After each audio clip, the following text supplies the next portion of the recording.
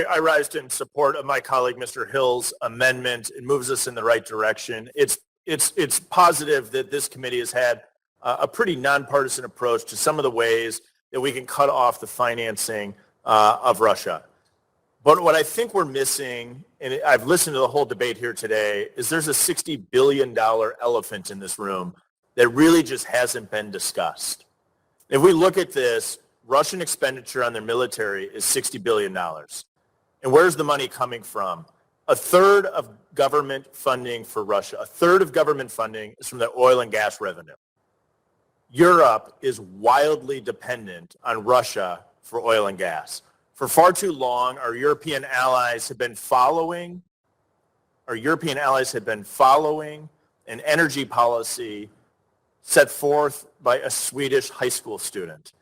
It's time to get serious on the energy policies that are playing out in the United States and in Europe that are sending hundreds of millions of dollars a day from the West, from democratic allies of the United States, from the United States to Russia that's funding this war.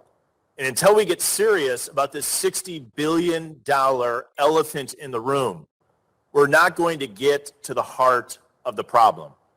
Now, I know our committee jurisdiction doesn't fall purely in the energy space, but I think it would be remiss to not note the fact that we have the capacity here in the United States to expand domestic oil and gas production, not only to lower prices here in the United States, not only for the U.S. national security interests that it would provide, but we have the ability to increase energy supplies here in the United States in a manner that would allow us to export energy to Europe and in particular to Germany. We have the ability to fast-track liquid natural gas terminal permits here in the United States. We have the ability to work with our allies to build and develop liquid natural gas receiving terminals in Europe. And we need to put forth an all-of-the-above approach to decouple Europe from their dependence on Russian oil and natural gas. As long as we are allowing the West, democratic allies of the United States, to continue to send hundreds of billions, hundreds of millions of dollars a day to the Russian government to fund this war, all we are is chipping around at the edges. I support the legislation that has been put forward today. I think there's a lot of positive steps. But again, there's an elephant in the room.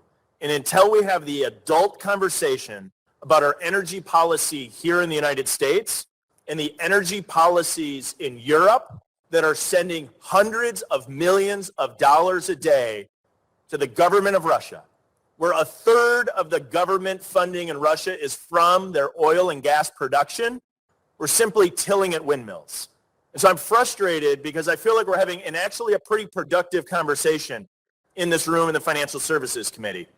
But we are not having a productive conversation in Congress. We're not having a productive conversation with the Biden administration about what we should be doing today to begin the process of decoupling Western allies of the United States from their dependence on Russian oil and natural gas. And so I put that out there because I think it's critical that we think about it, that we move forward with these policies. I'm supportive of much of the legislation that we had here today, but I'd be remiss to not note that much of our conversation missed this $60 billion elephant in the room. Madam Chairwoman, appreciate you holding today's hearing. I yield back.